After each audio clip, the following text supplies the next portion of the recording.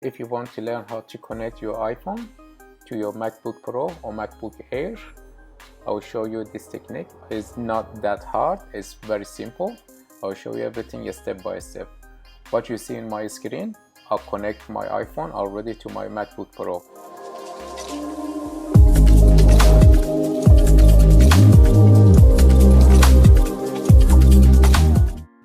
You want to connect your iPhone to your MacBook Pro or MacBook Air. Otherwise, I'll show you how to do it. It's so simple. You need to connect your iPhone via your USB cable to your MacBook Pro or MacBook Air, and then you have to open your QuickTime player. Click on QuickTime player, and then in here you need to go to File and click on New Movie Recording option. Click. At the beginning probably it doesn't show your devices, your iPhone. This technique is called connecting iPhone to your laptop, or they call it mirroring your phone to your MacBook Pro. So in here there is a small arrow in here next to the record button.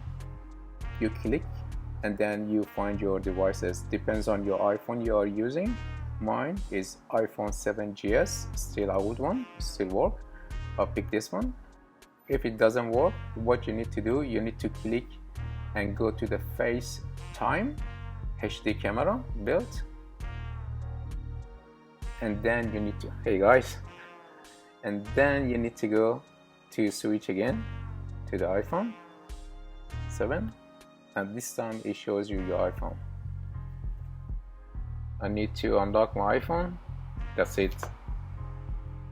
This is the screen of my iPhone, and then you need to unlock your iPhone by entering your passcode, and then you can access. I'm in here right now. If I click, it takes me to this website. I would like to take advantage of this moment and ask you guys, if you enjoyed this video, please like, share, comment, and if you haven't subscribed to my channel, please subscribe to my channel as well. See you guys next time. Bye.